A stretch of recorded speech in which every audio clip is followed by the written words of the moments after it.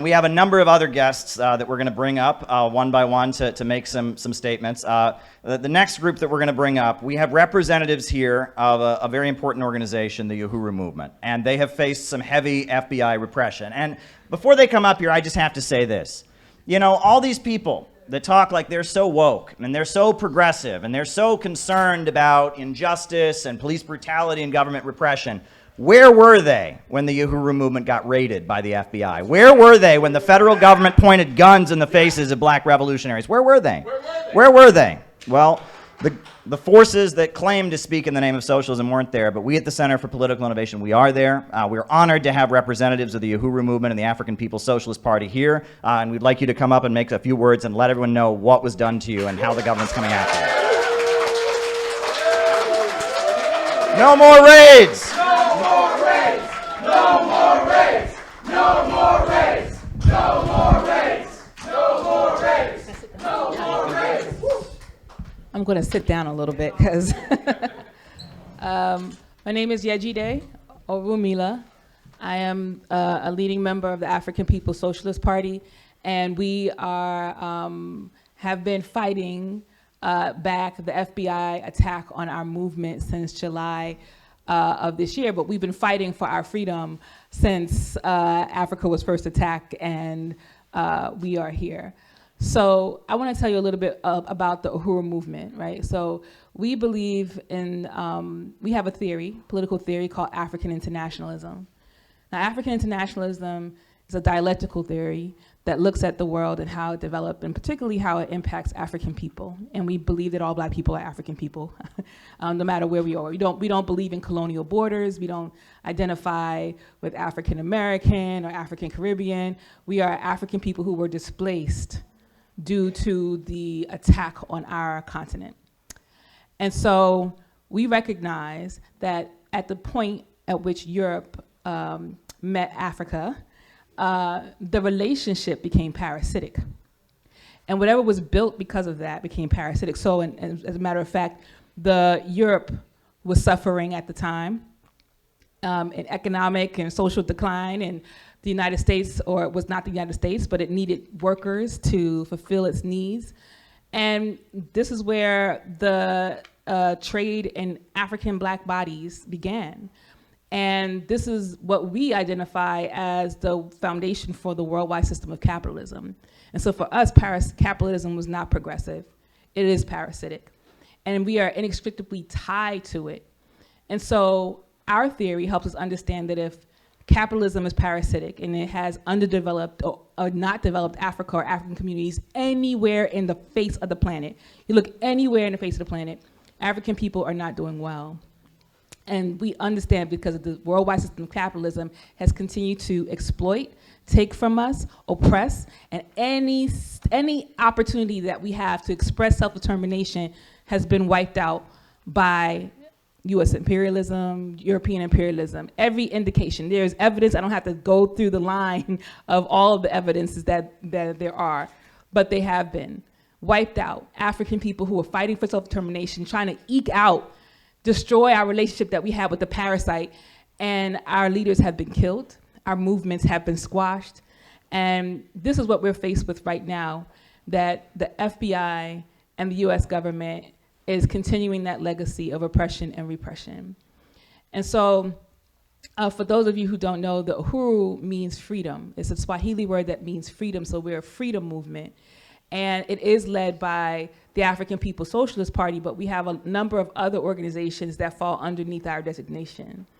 And so on July 29th of last year, we were preparing in St. Louis and in other places around the country to initiate our projects. We've been organizing African people for over 50 years. We have organized and created relationships with people in different countries. And I named a few at the rally at the White House, but we've connected with Venezuela. We connected with the Sandinistas in Nicaragua. We have political relationships with people all over the world who, and our goal is to win solidarity with the African freedom struggle in the United States and beyond. So this is the work that we do. And some of the work that we've done took us to Russia. We've been in Russia. We have connection with Russian nationals, people who are actually citizens of Russia. And we align on certain things. And so we believe that as a free and independent people, we should be allowed to have relationships with whomever and whenever we want to.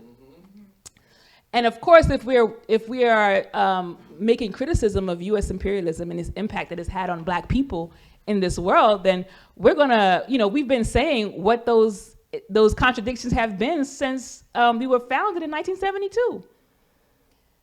So when the FBI raided us in St. Louis and St. Petersburg, they first raided, at the same time, it's all coordinated. St. Petersburg police and the FBI down there is along with the FBI in St. Louis at the same time. So 6 o'clock Eastern, 5 a.m. Central. Raided our chairman's house. Knocked on and the chairman was up because he'd be up at 4 o'clock in the morning, 5 o'clock. He works out and deputy chair works out as well, and she's getting ready for the day. And on that day in St. Louis, we were preparing for one of our programs. We were initiating an African doula project. And for those of you who don't know what doula is, and I hope that you do, but it's doula is a person that helps to care for mothers after they give birth. And so it was really critical for us to have this project initiate in St. Louis because the rates at which African babies and mothers die in the process of having childbirth are high. So we wanted to build a community response to that by organizing and training women in the community who could take this on. So on this same day, though, the FBI came a-knocking, and they knocked on the door. They didn't knock on the door. They flashbang grenaded the door, sent drones, once the chairman went downstairs to open the door, drones whizzed by his head to go up into their apartment. Once they cleared the apartment of deputy chair and chairman, they go in and ransack the apartment and taking all of the, hardware, the computers and things like that, destroying property, things like that. At the same time, in St. Petersburg, where we had our headquarters before we moved it to St. Louis, they raided our building. They broke through the front doors, they jammed it open, and they went inside, destroyed property, took materials that we had, archival stuff, and we had to raise money to repair the damage. But what they took, we can't replace. We didn't have cell phones in 1965, so some of that stuff is not, digitized. So, and then of course, what some of you may not know also is just only 3 weeks earlier, we had an attack on the Uhuru House in St. Pete, that we wave the red, black, and green African flag, and it's always outside of our Uhuru House. But somebody came by on the 3rd of July, day before the 4th of July, and with a military-grade flamethrower, and shot it at the flag and lit it on fire. And the flag is waving, right? And there's palm trees nearby, so the trees are catching fire. And it's right next to our building, so there's potential that our building can catch fire. And this person was later captured, and they didn't charge this person with any sort of real crime. It's some sort of misdemeanor. And even though this is military-grade equipment, and this is, a decimation of our national flag. So at the same time now, I'm going to go back to the raid on the St. Petersburg. So in St. Louis also is that the Uhuru Solidarity building was also attacked at the same time. That the place where we have organized white people who have united with the call to pay reparations and organize other white people to pay reparations so that we can develop the work that we have, that building was not destroyed, but it was also infiltrated and decimated, and things have been stolen and phones have been confiscated and things like that. So since then though, the doula project has gone on. Like, we didn't allow for the FBI's intervention to stop us from doing any of our work. And more than that, what we've been doing in St. Louis is building up our community. We have been organizing basketball courts, not just for people to play basketball, but we have to, if you've been to the north side, if you haven't been to the north side of St. Louis, you will see what the level of despair and decimation that has been allowed to happen in that part of the city. So people are not doing good. So we're here creating community projects to uplift our community. Basketball courts, we're raising money for an African Women's Health Center. We have the Doula Project. We've created a community center in our community with the Uhuru House.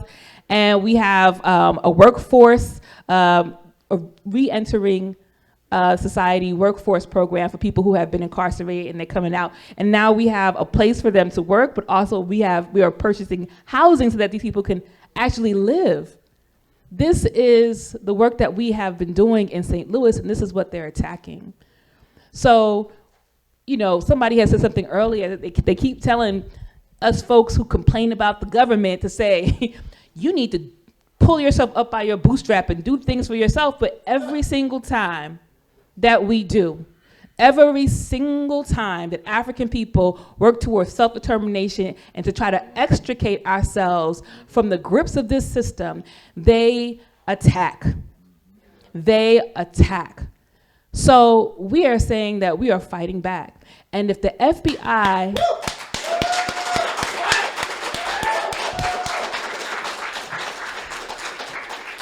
is going to try to come for us and continue this assault on us, we're going to put them on trial. If they push forward these indictments, we're going to put the United States government on trial. Yeah. Because we don't have to dig very deep to see the evidence of what they have done. And by the way, the basis for this attack, right, this indictment that they have, and you can look it up online, is easily, well, I don't know if it's easily findable now, but it was back then. The indictment says that the reason for this attack is because we are Russian agents.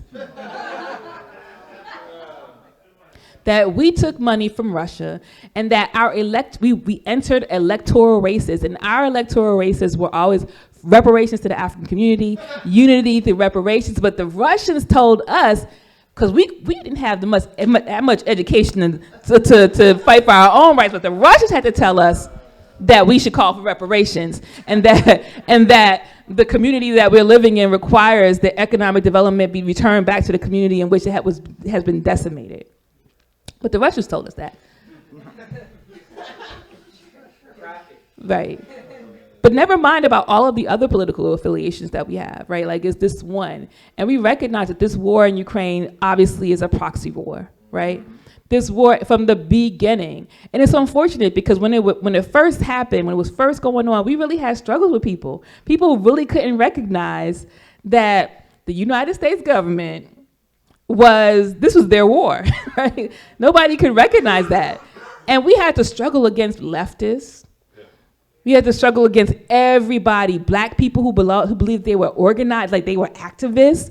We had people drop out of a Black Mothers March because they couldn't unite with our position that we are going to support Russia's defensive war against the Ukrainian attack. Why would you believe that all the money, military equipment, all of that was being poured into Ukraine from the United? Why would you say that Ukraine has sovereignty? And they were protecting their sovereignty.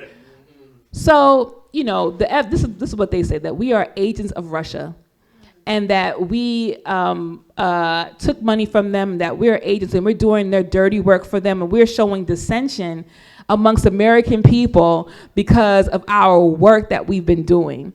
And that totally absolves the U.S. history, legacy of violence toward African people. Because that's the basis. That's the basis for all of our work.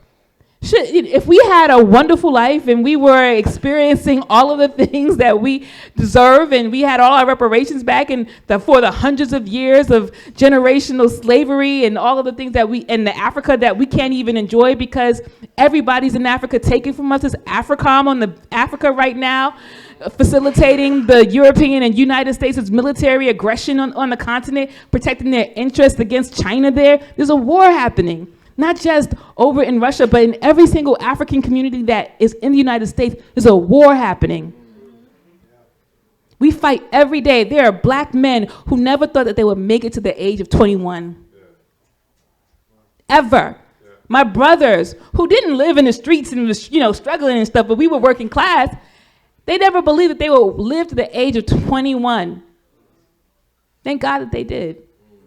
They have families and wives and all of that stuff. My husband didn't believe that he would make it out. And this is the kind of contradictions and conditions that we have to face as African people. Black women, despite our economic status in life, experience the highest rates of infant and maternal mortality anywhere in the world. Everywhere. So it's not because we don't have good health care or whatever. It's because of the conditions that are placed on African people and the stress of living under colonialism. So the Uhuru movement has been saying this for 50 years. The Uhuru movement has been organizing internationally against this for over 50 years, and we are not going to stop. We are not going to stop. So we call on people to join the Hands Off Uhuru campaign, and you can go to Hands Off Uhuru, and I'll spell Uhuru, UHURU.org, handsoffuhuru.org. Join the campaign, learn more about it, donate toward it. We are building a legal defense fund to protect all of the what they call non-indicted co-conspirators against the potential indictments that could come down from the FBI. Because once they do that, right, we're facing jail time. And they're told that at this point, with this international movement that has built significant programs for African communities, not just in the United States, but in Africa, in the Caribbean, in Europe. I mean, this is amazing stuff. So we have to defend against it. And if you are in unity with our ability, with our desire to be self-determined and our African liberation struggle, then we implore you to support the Hands Off Uhuru, Hands Off Africa campaign. Join, support, share with your friends if you don't have the money to donate, and sign the petition. Yes, there's a petition online. So thank you so much. Hands Off Uhuru. Hands Off Uhuru. Hands Off Uhuru. Hands off Uhuru! Hands off Uhuru! Hands off Uhuru! Black and white! Black and white! Black and white! United fight! Black and white! United fight! Black and white! United fight! Black and white! United fight! All right. Well, thank you, everyone.